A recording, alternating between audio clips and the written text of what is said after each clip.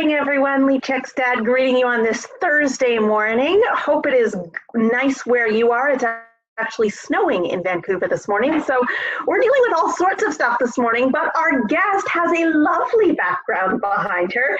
Kathleen Black is our guest today. Good morning, Kathleen. Good afternoon where you are. Good morning, good afternoon, depending where you're watching from, and thanks for having me. I'm super excited. Yeah, I've been posting different adventures, so that's Bellagio in Lake Como. I thought I'd be there today.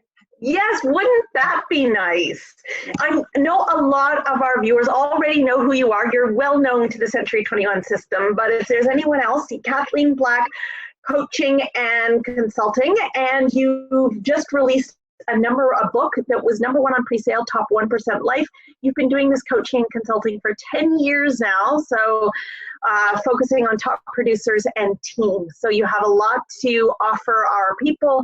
Particularly today's topic is keeping your mindset up and positive during times like this, because we're all getting to the point, it's been 3 weeks now, and we know from health reports the last couple of days, it's not ending anytime soon. So you've got some really great advice for people on how to stay strong in this time.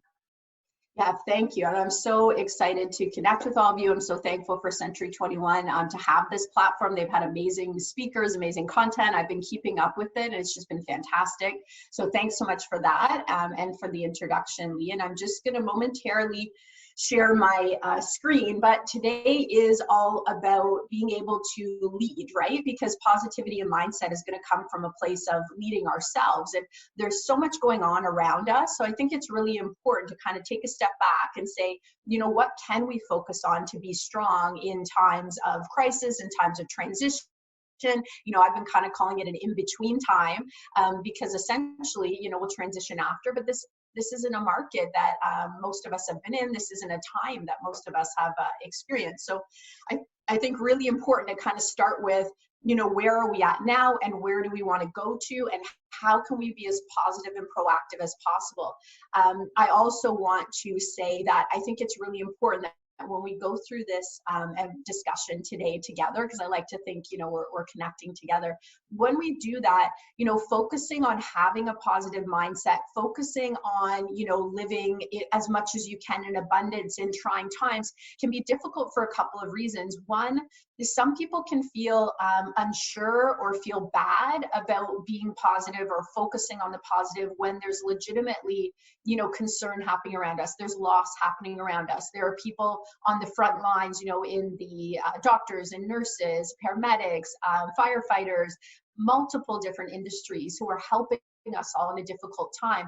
And I want to start this off by stating that, first of all, we're thinking and supporting those people, but also that, dimming ourselves or shying away from being strong and doing what we can in a tough time doesn't help the people who need us. In fact, it makes us less capable of helping the people who need us. So today is going to be all about paying reverence to the people who are supporting us and to what is going on around us by being as strong as possible, leading as strong as possible, and contributing as much as we possibly can. So the idea that we should feel bad for leaning into being as proactive as possible, for me, is kind of contradicts the end game of where we want to go with this, which is to be able to help as many people, including ourselves, our family, our loved ones, our business, and our communities. How can we be strong to help all of those different facets? So I'm going to share my screen here so we can get started together and go into full. There we go. Go into full mode. So today I want to focus on how we can use positive mentality to go from place of feeling potentially frozen to a place of feeling extremely focused right now. I won't go into a lot of my background because like Lee said, I'm very thankful and honored to have this time with you and to have connected with many of you before. So essentially it's 11 years now full time working with top producers to expand their businesses, or working with top producers to create mega teams across the country. Now we're very grateful to work with teams and top producers across North America. Part of that work includes, how do we help people have an optimal mindset? You know, how do we go from a place of, level 1 capacity to a place of level 10 capacity? You know, how can we essentially do more, and how can we be more adaptable? This is something that we work with already all the time with top producers, that I think is going to really help all of us, including top producers, because we all need a reminder right now of how to lead from a place of strength and a place from focusing on the optimal of what we can do right now. So my background does include real estate coaching. I have a degree in psychology. I also am a master practitioner in NLP. I'm an NLP coach. I'm a hypnotherapist. I deal in energy mapping. There's a whole bunch of other modalities, emotional intelligence, DISC trainer. Why am I saying all this?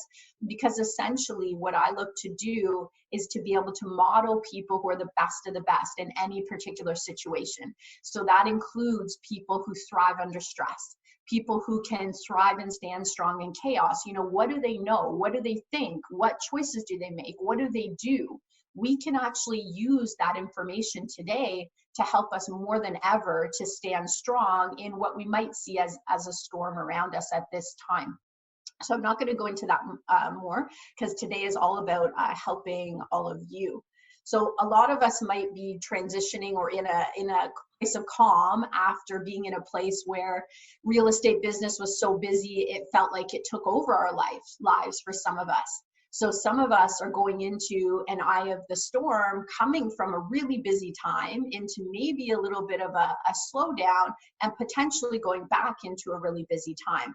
So I want to propose that this time might be extremely valuable to you to make the changes you want before you go back into a different type of a storm. Because a top producer, a busy real estate agent, a busy real estate team, they're always working at a fast pace. And usually every single leader I've ever worked with who built incredible businesses got the clarity to do what they needed to do because they felt the strain of the storm that was their business, that was their life. So times like this, when the outside world gives us all this extra pressure and tension, it's actually giving us the ability to harness that, to use it as power to make the changes we want to make in our business. So I'm going to be talking about that today for sure.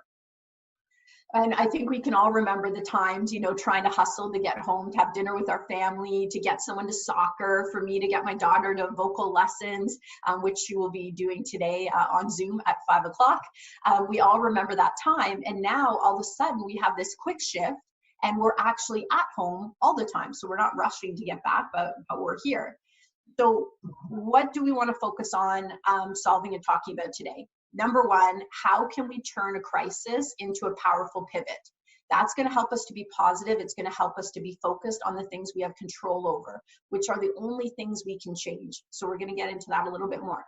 How can we lead with confidence? So ground down with our values, our principles, what we believe to be true, what we believe to be important, and how can we have the confidence to reach up to what we envision, what we can create right now in this time that some people are feeling in fear and other people are seeing as, you know, a huge opportunity, which we'll get into a little bit more in a minute. How can we use this time to increase efficiency and productivity? And yes, I am going to challenge you on that because I think that's one of the biggest hacks or abilities that we can have right now. We can take the things that we were already investing in and we can actually make changes to make them more efficient, more productive, which means they're worth more to us in our business when the market transitions back. And that's extremely important. There's so much advice right now talking about cut costs. And I think it's key. And I want to say we're in real estate. So for me, when I first started in real estate, I very quickly went through a separation. I was a single mother. So I would collect my trade checks in an envelope and keep them in my purse because of two things. One, I wanted security and I wanted something I could hold on to. But two, because I was well aware that I was in an industry that I needed reserves, that I needed backup. So my mindset has always been, lower and reduce my overhead on a personal side as much as possible so that I can feel safe. I can give that little like monkey on my ear, devil on my shoulder, the ego in my brain saying, you don't have enough money, you're not safe, you're a single mom, you have nobody supporting you. I wanted to give that little voice so much security, so I could say, I am more than okay on the personal side, so I can lean in to the positive, educated risks that are going to allow me to grow on the business side. I needed to give myself that security because I had no backup. So right now, we're in the real estate industry. Do we need reserves? Do we need backup lines of credit? Or potentially, for some of you, the government has released opportunities with loans that offer some forgiveness right now, things like that. We do need to make sure we have reserves, because the reality is some of the things we were paying for up until now are a cost. They were not giving us a return. We can't make them more efficient. We can't make them more productive. But some of the things you might be considering cutting right now are actually an investment. And they might cost you 3 times, 10 times more in the loss from cutting them today, because you're not going to get the gains when we transition out after. So my focus is on how can we turn what fear sees as a cost into clarity. What is a cost? What is an investment? An investment can grow exponentially if we make it more efficient and more productive. So it's just a different lens to look at our business. How can we get strategic now to transition out stronger later? How can we get our business organized now? For a lot of our clients, they're saying, okay, finally, those CRM plans we always wanted to do, making sure the tags are in the system. Like, there's so much organization that they're just jumping to get done now, because they're saying before we were processing so many transactions, we didn't have the extra time. If we wait until we're busy again, that time's going to cost us money. We have transactional things we can be doing. We have face-to-face clients, whether it's sales team or admin. But right now, there's no extra cost over and above getting the resources of training or updating. It's only going to pay you back later when you get busy. So it's a very unique time to be making sure we're doing projects that are going to get us more organized right now. Resist the myth of fast stops and quick starts, right? Full stop. Anyway, I said it differently yesterday, but what we want to do is go back over the mindset that I can do a quick stop and a fast start. The two don't go together. So the metaphor that I think helps a lot is to say, if I've been going to the gym, or for example, me with yoga, let's use a realistic example. So I've been going to yoga some weeks 4 times a week, sometimes usually 6 times a week. And some weeks, if I'm super busy with an event, I'll go like 12 times a week, just because I need to stay anchored. So I do what I call bookmark my day. So I always bookmark my CRM. Always go in the CRM in the morning, always look at my schedule in the morning, and I bookmark the end of my business day, going right back on that CRM and right back on that schedule to make sure I haven't missed anything that's high priority, anything like that. If I'm super busy in a time of a lot of tension in my life, I'll also bookmark yoga or a run. So I'll go to yoga in the morning, go for a run at night, whatever the case. So let's say it's been 3, 4, maybe even 5 years of running that routine. Now, because we're in this adjustment, I'm not going to yoga right now. So the idea that I could go for 3.5 or 4 years, let's say 4 to 6 times a year, like habitually, and then take 2 weeks off, 6 weeks off, 6 months off, 4 months off, whatever it's going to be. And I'm going to walk back into that studio and I'm going to feel just as strong, just as flexible, just as in flow as I did before, is extremely unrealistic. It's going to take me weeks or months to get up to my same momentum level. That's why I'm going for walks every day. Yesterday, I did a 5K in the morning run, and I did a 5K or a little bit more walk in the afternoon, because I just need to supplement. So if you've gone to the gym for 10 years, 6 times a week, and now you're going to take X number of weeks or months off, and you're going to walk back in the gym, it's the same idea. The strength, the momentum, the habits, the internal drive to attend is not going to be the same. So we can't have a fast start in our business. We can't have a full stop in our business and a quick start. It doesn't work that way. So some people are saying, hey, you know what? I'm just going to chill in this time. What can I do with real estate? We're going to talk a lot about what we can do with our mindset and what we can do with our business to be very proactive right now and put tons of goodwill out into the market and help people who need our business service as well, completely remotely. We'll talk a little bit about that with my time today. So resist the myth of quick stops and fast starts. And really important, how can we retain talent? How can we attract talent? If you are a broker owner watching this, you're a broker manager, you are a team leader, we are definitely going to see, we're already seeing agents looking for resources, looking for solutions, and looking for leadership. The idea that in the sun, when, you know, life is beautiful, we can build these businesses and lead when we're profitable and things are going well, and then the rain comes out and we don't need to lead at that point, or we can kind of just take a pause. That's not realistic for any of us in leadership. People are attracted by those solving immediate problems in a crisis, which we're going to talk about in a minute. So we already have people reaching out going, I'm on this team. I haven't heard from my team leader. I don't know what we're doing with this time. There's no strategy. There's no support. Why? I don't know why I'm staying here. Like, I don't really see being here after. We're seeing people reaching out for the same reason around brokerages and where's the best place for them to feel strong and confident right now. So leadership is really important. So how can we retain talent and how can we attract talent? Because people will be looking to go to high value, rich, supportive environments that have the resources that they need. To have the ability to have the ultimate staying power and future growth, you need strategy, you need community, and you need accountability.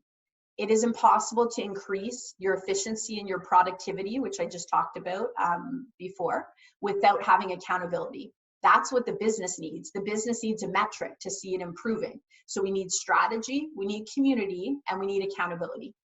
You need to light a path forward because so many people right now are feeling frozen. You know, they're feeling like they're in the dark and they don't see the path and they don't even see somebody lighting those next steps. So what happens when we're in a time of uncertainty is very similar to what happens when we're in a time of overwhelm. So we either freeze, we go into denial, or we take action. And those are three really different responses. So in real estate, we've seen a lot of, and I'm just going to talk to two different examples for this before we move on.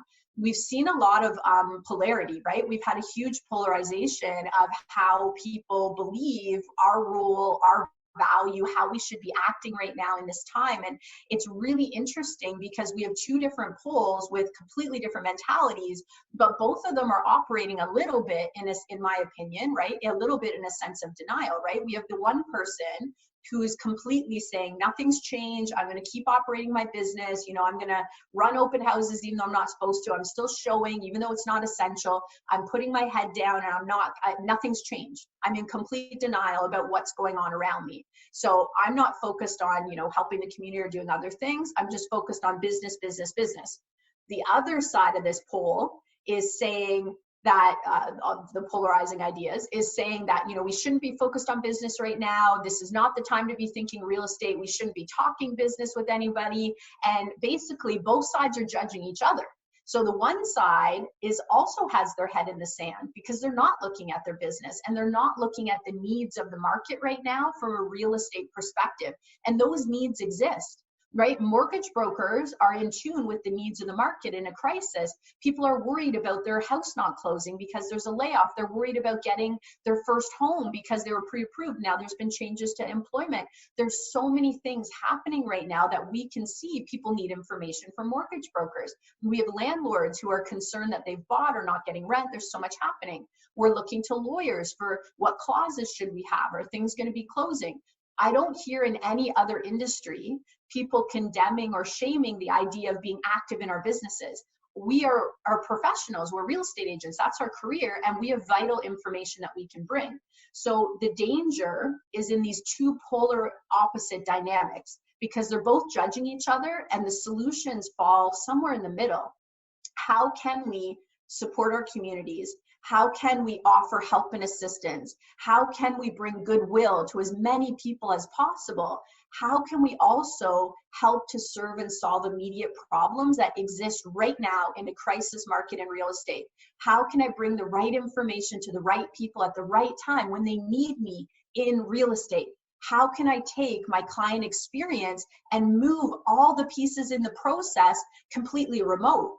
How can I now learn from people who run a process-driven real estate business? So what is the step one in my process? What's step two, step three, step four? Let's say there's 10 steps in my process. What I want to shed some light on, if you're not already doing this, and some of you are, and thank you, because you're our first wave adopters and innovators, and our first wave innovators always take a kick. They're criticized to the ends, but usually a week or two later, everybody's looking at them for solutions, and then they kind of refine it and make them better. So essentially, those of us running with a process, what we're looking at this and saying is, hey, we have 10 steps, maybe to our buyer process. We have 10 steps to our seller process. Now I have those steps. I also have tools or systems. So step 1, I know my tools or systems. I know my metrics. I know how efficient they are. Step 3, I have a buyer consultation or I have a listing consultation. I already have those tools and systems. Those people who run their business that way in our industry, in our network at least, they are pivoting very, very quickly because they can take those tools and systems and they can put them remote. So here's the beauty of it. There's some people you're going to talk to who need real estate information, who have real estate questions. Some of those people, you're going to lead them to step 4 in your process. You might lead them to step 6. Some of those people will go to step 10. They'll buy a house with a condition of view after acceptance. They'll buy a house sight unseen sometimes if they're an investor or somebody who's bought new construction is very confident with the process. We can do so many things remotely. Some people only go to step 2 in the process. Here's the beauty of it. You're talking to those people and you're leading the process. Our role right now as professionals is to provide solutions. Here's how I can help you. Here's what that looks like. I dictate what it looks like. I dictate the process. And I'm speaking for all of us when I say I dictate the process. The client decides if they want to move forward or not, one step at a time. So those who run a process-driven business are in exponentially better position right now because they're not in the product sales business. They're in the service consulting business. And in the service consulting business, we can move almost everything we do remote and we can focus on solutions. In the product sales business, I'm having a tough time right now because the reality of somebody calling me and saying, I'm interested in that house on Green Street, I want to see it. And me saying, okay, perfect. Let me see if I can get you in at noon. That's not the reality of our times. That's our economy has changed, our health standards have changed, and we have this ability to look at 3 things really importantly: professionalism, safety, and efficiency. Professionalism, safety, and efficiency. And this is really going to change some things after in how the public interacts. And I think also in using these systems remotely is going to change something else.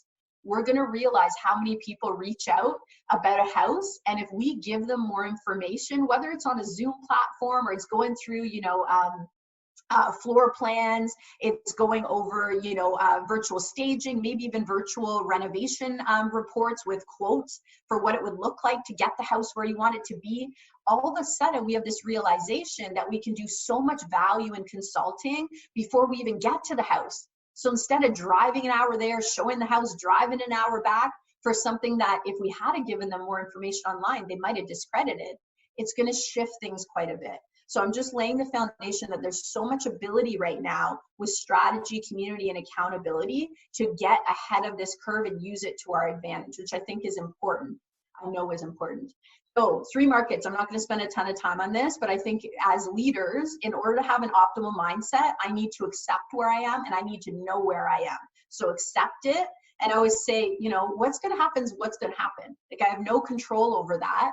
So it's going to be what it's going to be. And I think, if you can accept that you're going to be okay with the absolute worst case scenario, you have the most confidence anybody can have.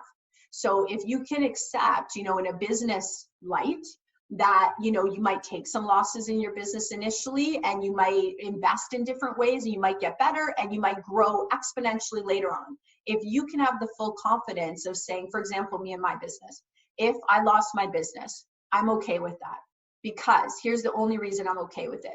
I'm okay if I lost my business because I'm going to do absolutely everything I can to be strategic, to be proactive, to double down on my resources for my clients and the outside community. So if I lose my business when I've done absolutely everything I could possibly do, I'm okay with that. But if I lost my business and I was like halfway showing up, I wasn't being strategic, I was living in fear, I was judging the people who were acting and saying, how dare they, why are they getting growth when I work so hard? If I lost my business because I didn't show up, that's something that would be very, very difficult for me to live with. And I think we all have that ability to go, if worst case scenario happened, I tried my best, I can rebuild it, I can pivot. And that's a huge confidence in our mindset right now. Just let it go. It's out of our control. All we can control is what we're doing today.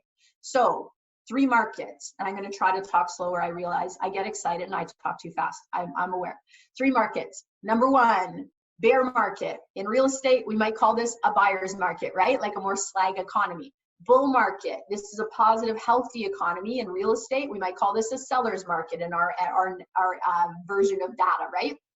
The crisis market is not a bear market and it's not a bull market. It's specific to itself. It's the in-between. So crisis market demands its own answers, it demands its own value, and people still will bring, you know, their money to the market for things that are going to solve immediate problems for them. So do we need to consider the messages we're bringing out to the market? Do we need to listen for what do buyers and sellers, investors, potential buyers, you know, anything in that mix, what do those people need right now in this crisis market? Not in a seller's market, not in a buyer's market, in the now, in the in-between. Because essentially, we are in a storm, right? We're in a storm right now, and one of the most important things that we can do is get on the loudspeaker and make sure that our clients and the people we're taking care of are hearing from us with information, solutions if we have them. We don't always have them, but information and how we're being proactive before they start to panic. So the example I always give is, you know, we're on a plane, your clients are all sitting on that plane, you're the flight crew. You're the pilot, you're the flight attendant, you're those people, and there's a storm outside. They want to hear from you in advance so that their stress, their worry, their anxiety doesn't increase. Just like on a plane, a simple message of saying, we're about to have turbulence, everything's fine, you know, probably be 5 to 10 minutes, then we'll turn the seatbelt signs off. Then the pilot comes on, if it's been longer, and says, you know, we're experiencing a little longer turbulence than we thought, but we've talked to the flight deck and everything's totally fine. We're expecting clear skies in about 20 minutes. You know, we're going to put our drink service on hold and we'll be out there right after that. Everybody just relaxes, right? But normal flight, no extraordinary turbulence. They don't make the announcement. The anxiety, stress, and worry levels of passengers goes up exponentially. They've studied this again and again and again, and we can learn a lot from that. We want our clients hearing from us right now. So very important. So we've got these 3 markets. We're in the crisis market. So we know where we're at. We're accepting where we are.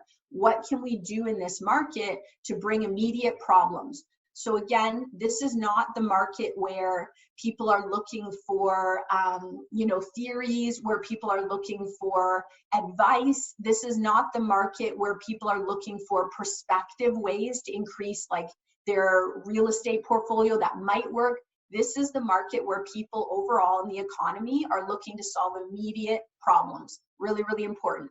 So what can we do to service our clientele given the transition that we're in right now? Because afterwards, we might go into smooth waters, we might, but the reality is we'll probably have some more transition, we'll have some waves, and even if we go into a bear market or a bull market, a buyer's market or a seller's market, depending on where you're at, it's not going to be that smooth for a little bit. So one of the most important things we can do is just know where we're at now and be as adaptable as possible, right? For all those Bruce Lee fans, the be like water has never been more relevant. Really important. I know where I want to go, but I'm open to different how. If my strategy 1 doesn't work and the market doesn't reply and my potential buyers and sellers aren't interested, or the loved ones I'm reaching out to, you know, my past clients aren't really resonating with my message, switch it up. Guide yourself with what you want to do and where you want to go. Be open to the how. It's really maneuverable, right? Most adaptable wins. So solve immediate problems. 3 areas that make it super simple. So I hope everybody is taking notes. If you're not, please do. I have my coaching hat on. These are action items if you would like them. So you can listen to a webinar like this. That's great. If you're writing notes, your retention is going to go up another 20%. If you give yourself action items and you actually act on them, you're going to double that retention and value from this webinar. So I highly recommend write notes as we go and give yourself action items. And you'll notice I kind of cue you with some of them if you need them. If you're leading a brokerage, if you're leading a team, bringing clarity like this on who to talk to, how to talk to them, when to talk to them, is you on the loudspeaker. It's going to create calm. And calm creates the ability to focus. So if our perspective is on what we can do, our focus is on what we can do, and we're going to act on what we can do, which is important. So communicate with those you lead, those you love first, obviously. Make sure those you love know you're there. Do they need any support? Those you lead includes brokerages, teams, it includes clients. Right now we are leading any active clients, anybody who's pending but not closed yet, need to hear from us. You know, if you have somebody pending but they haven't closed yet, are you calling them and letting them know that you're talking to your affiliate partners? I have a good friend who I was chatting with yesterday, and her father is in the East Coast, so he's in the Maritimes, and he was renting a property, a home on another property, and the main person who owns the full property wanted to sell. He's since bought another property, but he can't find a moving truck. He can't find anyone to help him move. He's panicking because he's like, already the closing date for where he lives is in April, and the closing date for where he purchased is in June. So right away, my first thing I said, has he talked to the realtor? The realtor's whole role is to have affiliate partners, and it's not to solve everything, but it's to have answers and solutions that they can have. So for example, as a realtor, have I talked to different movers so I know who's working and who's not? So I know any new expectations that they have. Have I talked to the mortgage brokers about general information, what to look for? So I have messages to bring to my clients. Have I talked to the lawyers? Make sure that you're communicating in advance how you're being proactive to people who are pending but not closed yet, really key.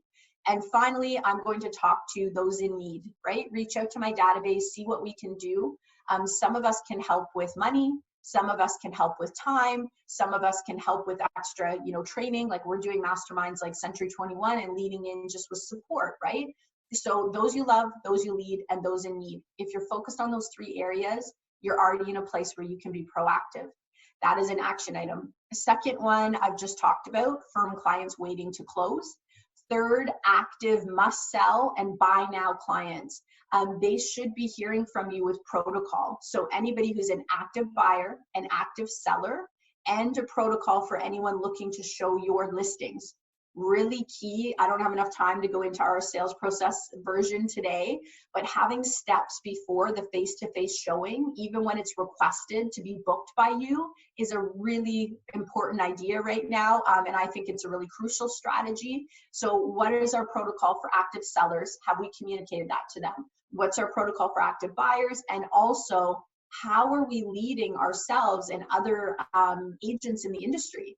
Because simply asking for, hey, I would love a video that's much more comprehensive and many more photos with the closets and the cupboards and everything like that. Even if the seller's taking it, it would allow us to have a lot more information before we even think about doing any type of face-to-face showing. This is a way to be proactive. It's a way to show your clients you care, and it's a way to alter your client experience so that you cannot drop a beat and keep moving forward with the people who need your help.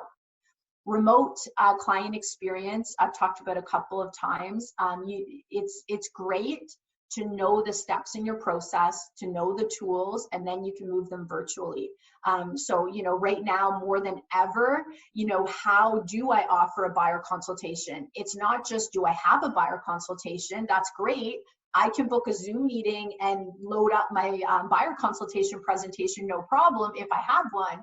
But if I don't have language on how to offer a buyer consultation or why it's a value to the buyer instead of meeting at the house, my client process is already broken. So right now, some of you have the process, you have the tools, you're pivoting already, you already have pivoted. Some of you, this is such an amazing, vital opportunity to plug into some of those tools so that you can pivot now, but you can also be more efficient later. And I promise you, like if you're in a product sales mindset, your ability to help so many more people efficiently and to provide more value when you move into a consulting service mindset is amazing. We're doing a mastermind on that next week. If anyone wants a recording, let us know for sure. So as well, new leads, follow-ups, center of influence or sphere of influence, and anybody who's in our new remote sales process, that's a new bucket. So anybody who is there, we need to have a way to approach those people. Shannon Smith from our company, Kathleen Black Coaching and Consulting, did a webinar already on these buckets. So I'm not going to take my time today on that, but I know Century 21 has offered the footage of that. I believe it's even on YouTube and posted on Facebook. So If you're looking to have specific solutions to how right now to talk to new leads, how to talk to follow-ups, both post-crisis and pre-crisis, how to reach out to your center of influence, your VIP COIs as well, something we work with, and how to support that remote process, please watch Shannon's footage, because she goes into that in like a whole 45 minutes almost on that. And she also talks about the next one, which is content strategy.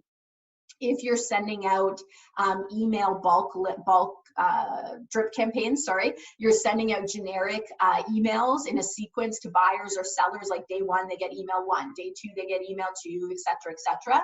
Please go through and either customize it or pause it for a little bit. Already people are relaxing, we're transitioning a little bit. Any of your new leads, you're probably okay, as in post-pandemic crisis, you're probably okay to have it on because they requested information in this time.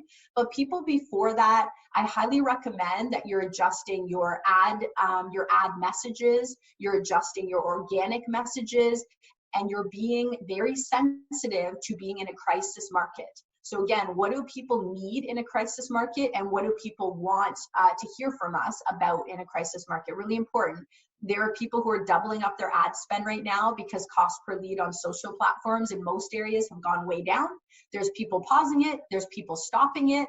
If you're not great at conversion, it's not a bad idea to stop it. But if you have a sales process, all you're doing is planting seeds, planting seeds, planting seeds. So when the sun comes back out, those seeds are going to sprout. That's what's going to happen. And that's what you'll see. You'll see really fast pivots come out of this, like we saw in 2017 in the GTA. We had areas that had 30, 40% reduction in average sale prices. And what we did with those teams was it took about 4 to 6 weeks to pivot mentality. They already had bull market, bear market, buyer's market, seller's market systems. They had all that. But we were in a little bit of a mini crisis, right? We were in the in-between of them saying, why would someone want to buy in this market? Why would somebody want to sell in this market? These were really fair questions. So what we did was focus on shifting the mindset so that our perspective as what we could do with value, and focus on only connecting with people and taking them as many steps in the sales process as they were comfortable going. What happened after? The sun came out, confidence came back in the market. They didn't necessarily rebound all of their average sale price amounts. I'm not saying that right away, that didn't happen, but the confidence did come back in the market. And the people who were planting seeds in the dark, some of them rebounded and made up their entire year. Some of them rebounded and made up most of their year. The people who were not able to have enough faith in their business to plant seeds in the dark, the people who did not understand how they could bring value to the market, took a massive hit that year. And I don't want to see that happen to anybody on here, because I know it's in our control for that not to happen, but it's all based on what you're focusing on right now. Their focus was, if I plant seeds when the time is right, they will sprout. The other focus was, I'm scared and I'm being emotional and I'm reacting. And that scared emotional reaction caused them to go into a freeze, or it caused them to go in a wait and see. And that cost them an incredible amount that year, not just in money, but also in connecting with people who wanted their advice, who wanted to hear from them, who had just bought a house and going, did I just take a major hit? Did I do the wrong thing? Right? There were so many people wanted to hear from them who felt let down when they didn't. And that piece of it, money's not going to make up for that in your database. I know a lot of people feel that way. I feel that way about my advisor for my RRSPs right now, who will not call me back. And trust me, when this storm is done, he will no longer be my advisor. That is just a fact. So we have the agents who are right now focused on planning, focused on strategy. What are they doing? Everything on this list. And every single time they put a little bit of goodwill into the market, they have another little piece of wood for their raft, or they have another piece of string for their raft. They are out at sea in the storm and they're trying to build a raft. And all they're focused on is on the wall of, how do I build the raft, right? How do I build the raft, not just for myself, but so I also am strong, confident. I'm feeling like I have enough so I can give to others. Because if I feel confident, I'm more likely to donate to charities. If I feel confident, I'm more likely to help in my neighborhood, help my family, be positive, show strong leadership in a difficult time. If I'm emotional and I'm in fear, all I'm going to do is try to hold on to everything I have. And it's that ego telling me to just do nothing right now. So how's that playing out? those agents with that mentality, they're still at sea, they're still in a storm. So some of them are kind of bobbing around and just kind of trying to chill. They're watching Netflix, right? I know I should have said that, but anyway, that's a different story that I said by accident with my kids in an ice cream shop. It was a bad moment for them. I thought it was hilarious, but anyway. So they're in the storm at sea and they're bobbing around and they're waiting and seeing. They're like, I'm going to wait and see, you know, hopefully they don't get tired. And at the end of the day, they're hoping they wash up on shore somewhere and that their business is, you know, something they can work with. The other agent is freezing. So they're already underwater, like they've already taken a hit. They're going to take a hit coming out of this. So we can build a raft, we can wait and see, or we can freeze and be emotional and reactive, and we can take much stronger losses later. So the last point here I didn't get on yet is community connection, but I think I've alluded to it many times. If we have resources to help others, we're less likely to be in a position where we need extra help ourselves. And that's a place where we can be strong.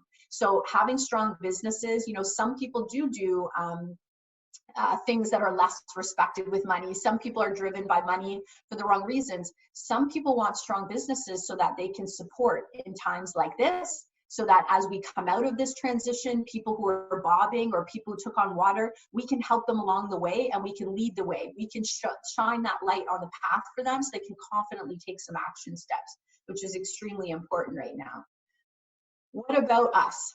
So we can focus on what we can do to help our clients, you know, to help our community. What about where we're at right now, which is a big part of what today is about?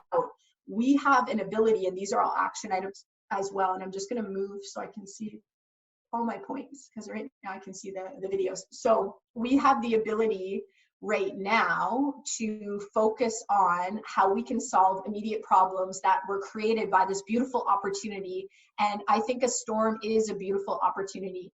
I wrote a book this past year without any acknowledgement that it would be as applicable as it is. The first chapter in the book is called Eye of the Storm. Every single leader I've ever worked with who made great changes came out of a storm to be as strong, to know what they wanted. So what can we do right now? We can focus on our ability to adapt quickly. The solution you had yesterday might not be the solution you had today. The advice you gave to a client an hour ago might change an hour later. A great leader shows up and they communicate. They don't necessarily have all of the answers. So how can we be as adaptable as possible? You'll notice the market will change quickly too. Even what we thought as an industry a week and a half ago has completely changed. You know, again, it was bad. It was like a bad word to say you were doing anything in real estate on a lot of the groups across our country. Now people are talking about how they're being proactive, what they're doing, and other people are watching them to see, okay, maybe, you know, things are okay. I can still do some things to be productive. So how can I be as adaptable as possible? Most important, we all have two walls that we can focus on at all times.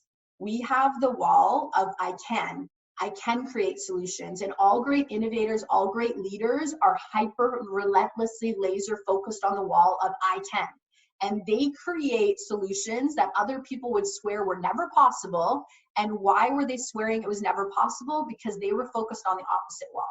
They were focused on what if this happens? And, you know, I can't do that. And it never used to be that way, right? The people on the I can't do that, I won't do that, it shouldn't be done that way.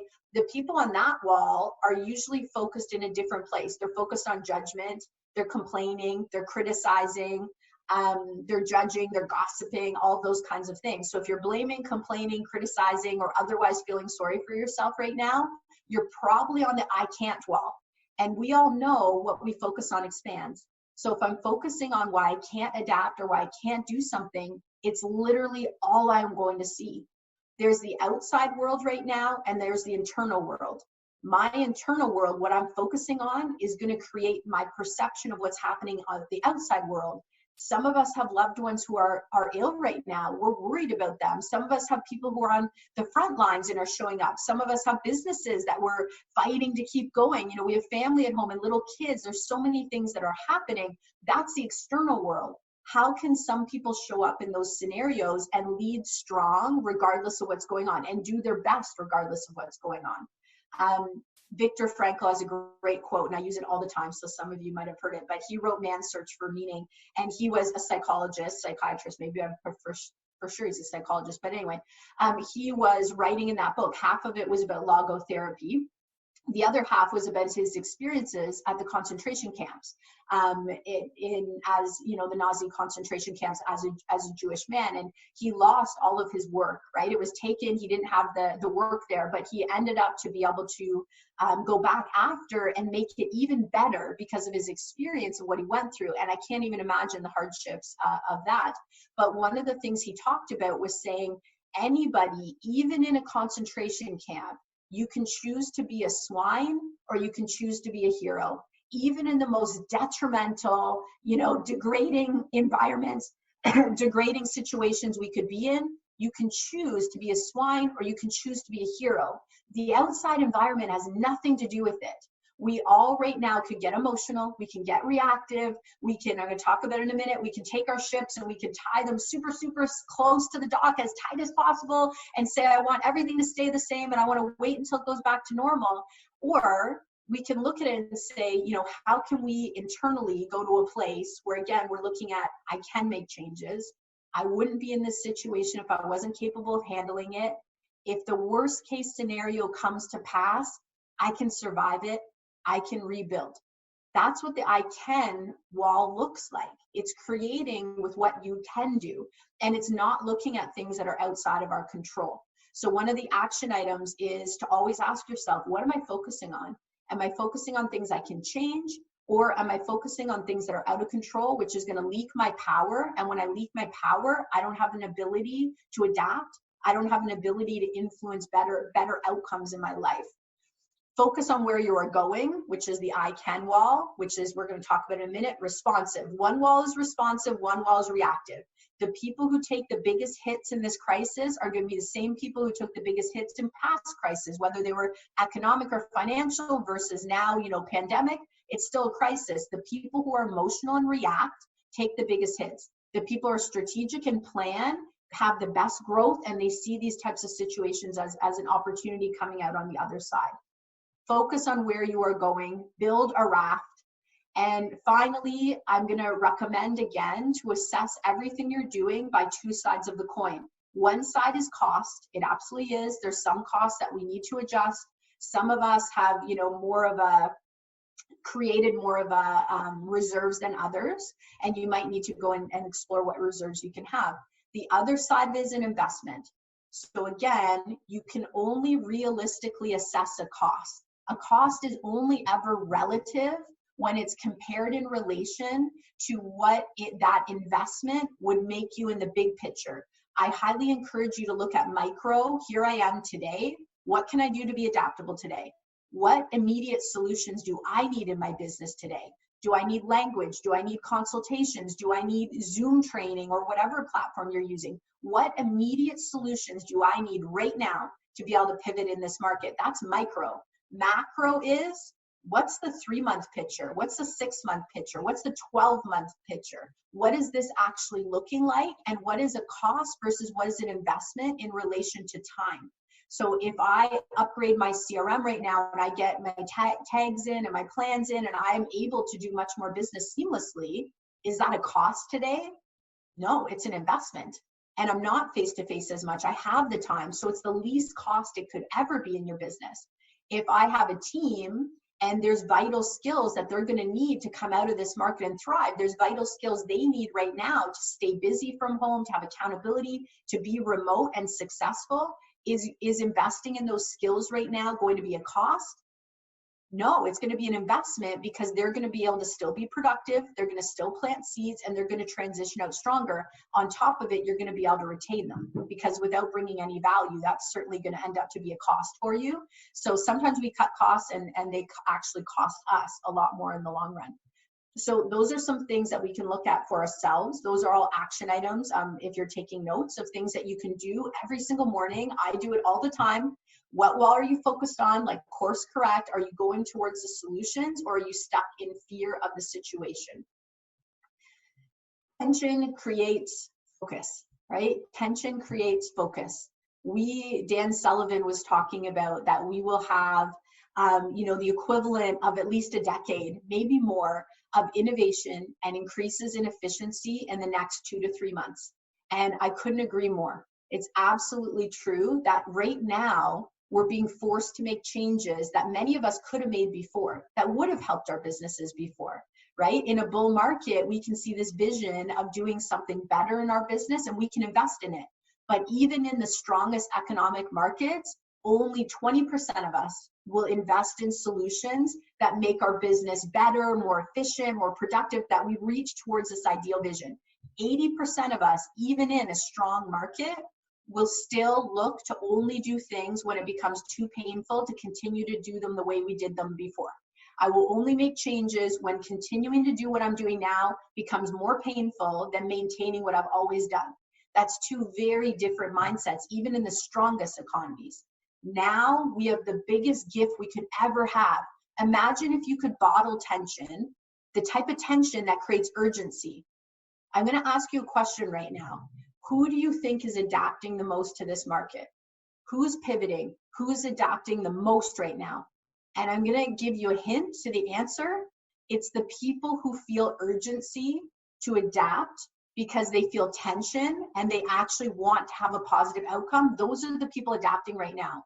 The people who feel urgency now are probably some of the same 20% who felt urgency to improve their businesses before. And some of them are doing it out of scarcity, out of desperation, out of fear.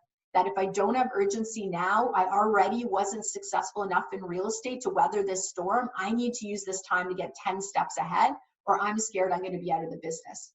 So tension creates focus, and that tension also creates urgency, which is our call to action, right?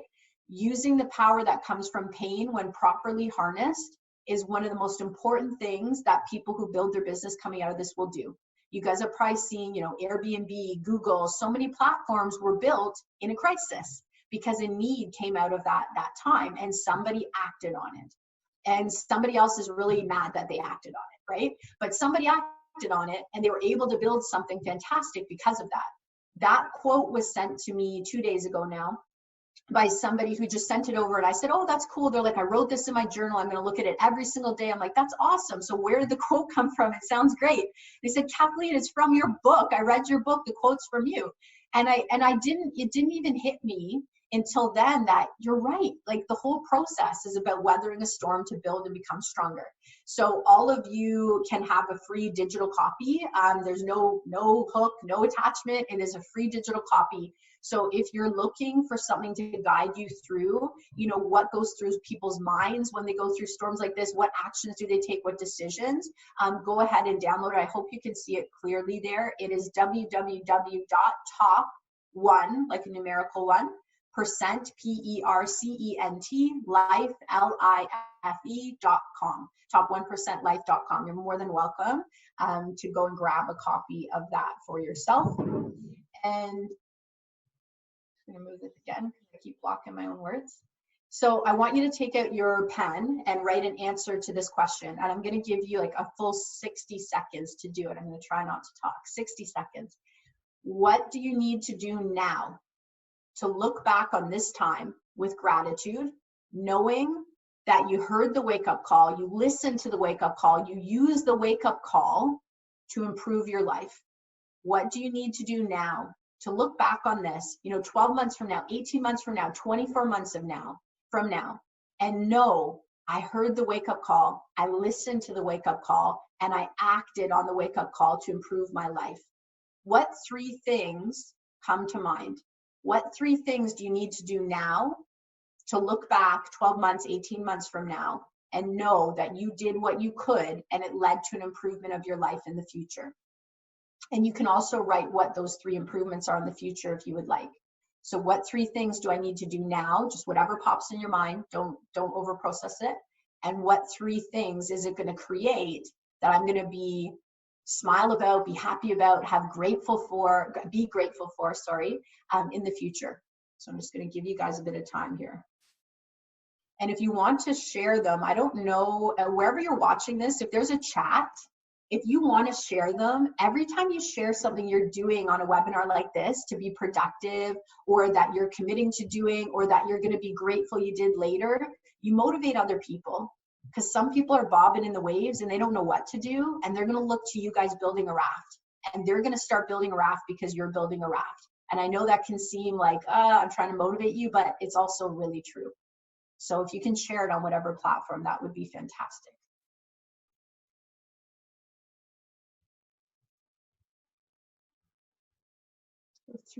Three things I can do now, so I'm grateful later, and 3 things I'm grateful for already in the future that are going to come out of this because I'm creating them right now.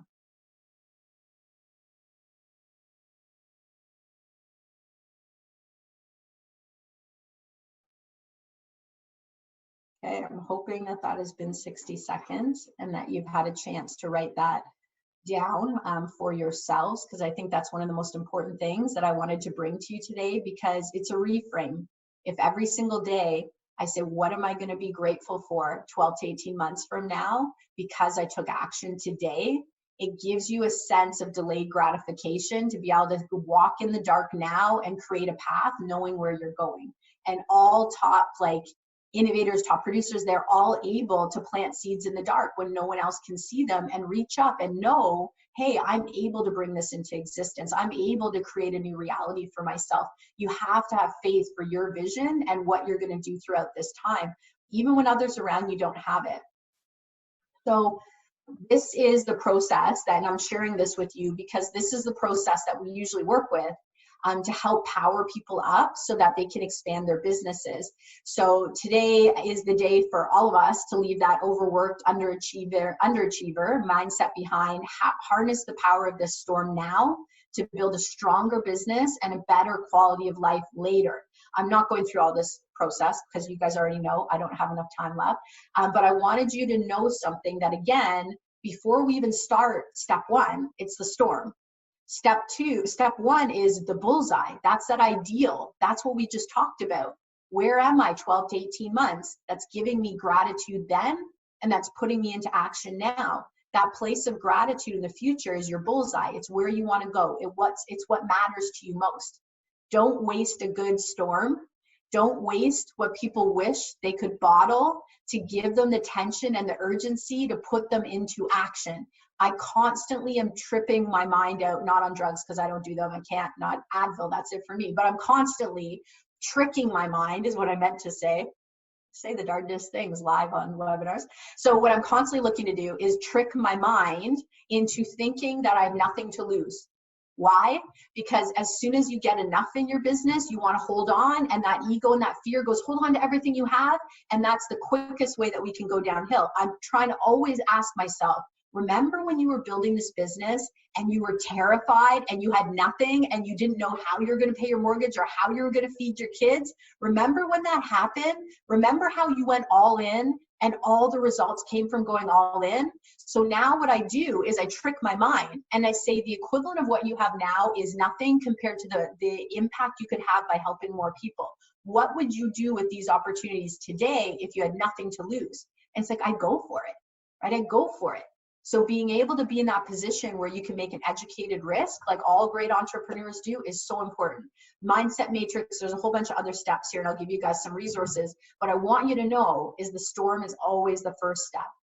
So bullseye, what do you want? What are you grateful for that you already have and somewhere off in the future? It's already happened. You already made the right choices today, which created what you needed tomorrow. You resisted fear, you resisted emotions, and you resisted being reactive, which allowed you to plan today. That's the most important thing you can do.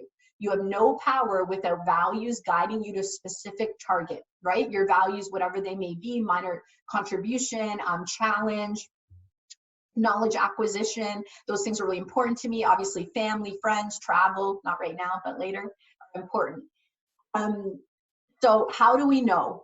I've said all this about the 2 walls, right? You have your responsive wall, you have your reactive wall. I've talked about that.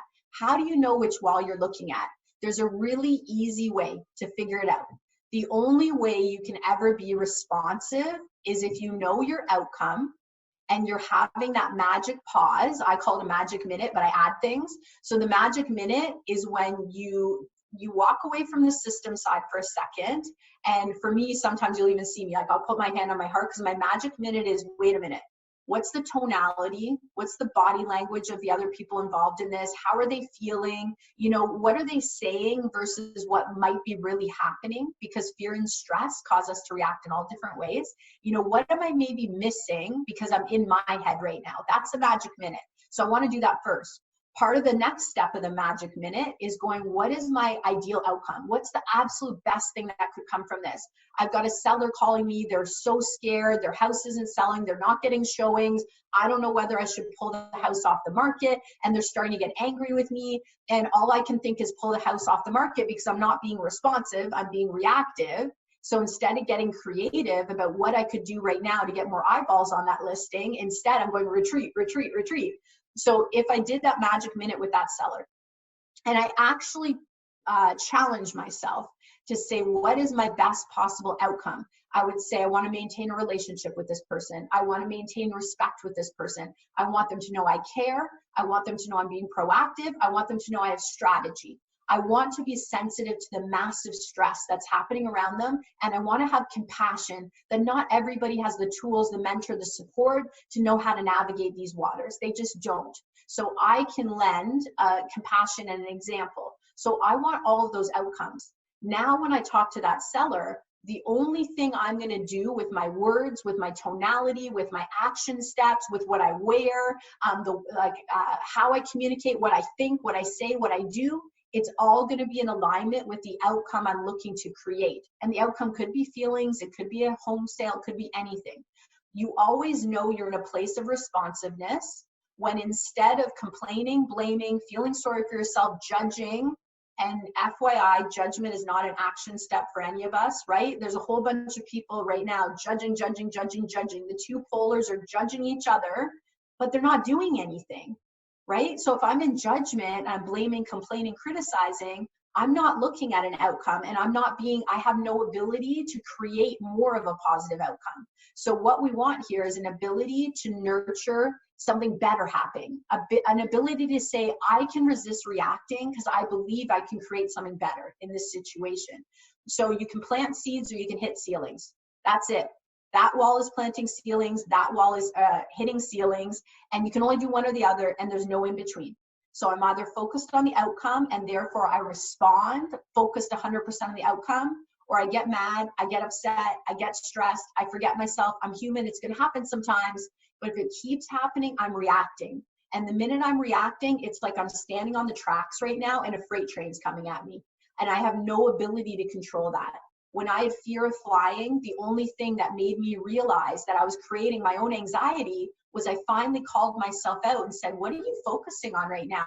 If you truly believe this plane's going to be fine and you're going to land no problem, then why are you feeling this stress? Why are you like freaking out? Why is your brain telling you you're going to die on this plane? Like, that doesn't make sense. Those two things don't go together. So I called myself out and I said, I'm going to sit down. I'm going to envision a beautiful plane ride. Even if there is turbulence, I'm going to envision being okay with it and relaxing and breathing through it. I'm going to envision landing and getting my suitcase and getting the rental car and being great. And the minute I did that, something amazing happened.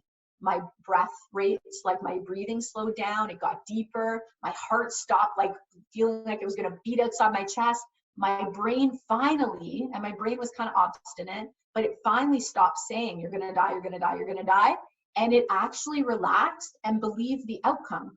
So I can internally use this, and I can also externally use this. So I highly recommend using the formula, because it'll help you right away to acknowledge which way you're looking, and whatever you're focusing on is going to expand. You can focus on solutions, you're going to find more of them. You can focus on frustrations. You have no worries about finding more frustrations right now. But what you focus on, your body is literally experiencing. So if you're focusing on something that causes stress, your physiology is literally experiencing stress as if you're going through what you're focusing on, even though it may never happen. Energy flows where focus goes. Let's be strong so we can bring support. We can help those who need us right now, which means being responsive. So mindset matrix to stunningly successful. The next ones are super quick because I know I'm a couple of minutes over. I'm going to be careful about that. Why do some people but not others have an entrepreneurial mindset? Why are some people planning and leaning into educated risk right now? I have great news for you. It is not all genetic. Every single one of us have two things that are going to say how comfortable we're going to be leaning into risk.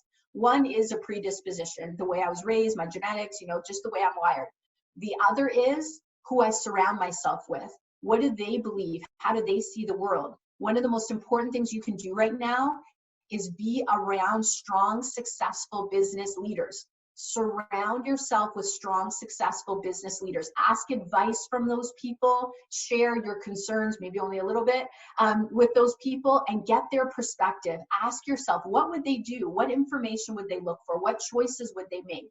Because if you're around people who see this as an opportunity to change, to improve, to grow, to learn, as an opportunity to lean into a better platform for their business and to really honor, our loved ones who we have fear that we could have losses right now. Some of us have had losses right now. I come from a background where my entire family are fire department, literally. My mom, my dad, my stepfather, my sister, her husband, his twin brother. My grandfather was district chief in Peterborough, and the line goes on. I'm literally the only one. My other sister took fire training. Her husband took fire training. I am the only one. I'm the odd duck out, as if you guys didn't already know that. But I didn't realize until recently how different they see crisis and transitions and turmoils. Our whole mentality, even just from being around them, is that in difficult times, tough times don't last, tough people do. In difficult times, we plan, we get clarity, and we be proactive.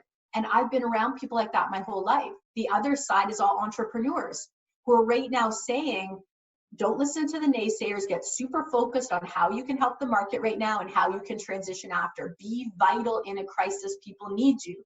Those are the people I'm hearing. So when I go into the real estate world and I'm on these Facebook Lives and I'm on these, discussions, and people are just throwing mud at people being proactive in their real estate business, to me, it's like speaking a different language. I can't understand it. And why? Because I'm purposely surrounding myself with people who are going to take data and make educated decisions to plan right now. And I encourage you that every single one of us can, and we're going to be more able to help our communities if we do that, if we come from a place of strength. It's so important right now. So finally, we for years have posted, and I'm included, all these great posts, right? A rising tide lifts all boats, right? A rising tide lifts all boats, safe in a harbor, but that's not what ships are made of. We posted all this great stuff and it's super inspiring in this buyer's market or seller's market or wherever we're at. But then we hit a crisis and everybody's throwing their ropes over and tying it as tight as they possibly can, which for some of us is the most dangerous thing we can do. The most dangerous thing we can do for some of us right now. So we're getting near the end of this, and I just want to encourage you again, a storm brings the energy to create focus because there's changes you've wanted in your business. There's changes you wanted in your life. And if you harness the storm, you're going to make things better. And hiding right now from being proactive because the world is scary isn't going to make the world less scary. And it's not going to help the people who are suffering losses or who are scared right now. Getting proactive in your business might mean you also get proactive about, how do I donate to get more medical supplies around me? How do I help other people who are trying to do that? It's a mentality. It's all or nothing. I'm either responsive, I'm bobbing and waiting and seeing, or I'm freezing and I've taken on water. And the people tying the rope so tight aren't leaving room to leverage the most beautiful part of what's happening right now, which is to make the changes you were always meant to make. If you weren't meant to go through this process, you wouldn't be here right now. And I feel that way for sure about every single person who is watching that. Your values, your standards, your reputation on your way, you can anchor in your values. You can reach up for the changes that you want to make right now in your business. And really important, let's change before we absolutely have to. This is a wake-up call. We can hear it, we can act on it, we can make changes that are vital right now in our lives and in our business. And essentially, when everyone else is focused on getting by, average, good, maybe even great or excellent, we have the ability, you guys, as a platform, Century 21 Canada, being so progressive, so innovative, You can focus now on stunningly successful. Whatever you focus on is going to grow. Why would I focus on coming and operating as a leader in a storm at average? Why would I be a good leader in a storm? I want to be stunningly successful in my leadership, which might sound weird, but it means going all in, being fully present with everything that I have, so I come out of this with that same level of momentum, which I think are the values that Century 21 Canada are built on from everything that I've ever seen in the progressive, innovative mentality of your team. So you have that leadership already around you. For some of you, you're going to expand in this. You're going to build bigger brokerages. You're going to build bigger teams. And for some of you, if you go into emotional reaction, you're going to lose people, and you're going to lose people until it becomes so painful that you have to make changes anyway. Why wait until it becomes so painful that you're scared and you act out of scarcity when you could make changes today? So anyone looking to build a team, there's some common mistakes that people make all the time. If you want our help, if you put your phone up to the QR code, you get a report completely for free. There's nothing, no catch, nothing like that. You just put your phone camera on it. It'll pop up with a link, click it, and you can get that report from us now, so you can build a stronger team coming out of this crisis if that's what you want to do. So as always, let's model the best, forget the rest. Let's show up. You know, we've been preparing for this our entire lives. This is the time to show up and be as strong as we can for our friends, family, and community. And now or never, right? Your problem right now is also your solution. The problem is calling your attention to solutions you can make in your business right now to make it better later, and it's not going to cost you anything in time right now, whereas once you're face-to-face with clients, it'll seem to cost you a lot to go back and make the changes that you could be now. And in case you didn't get it, again, more than welcome for you to have a digital copy, top1percentlife.com, of the book. Let me know what you think, or if you have questions, I'm more than happy to connect with you. At the end of the day, I want a top 1% life. I do. You know, before this crisis, I've always had a reverence for life because my dad died at 41. You know, Leslie Ann, who I was training in real estate, died at 41. Terry, who I was training and knew for years, training him in real estate. They were so happy that they had changed their lives. They were so excited to be in this industry. Like, I can't tell you, both died at 41. I turned 41 last week amongst a coronavirus in a pandemic. And I already, for a couple of years, had leaned into, I want to live my best possible life, because it's not enough to have a top 1% business if I can't enjoy my life.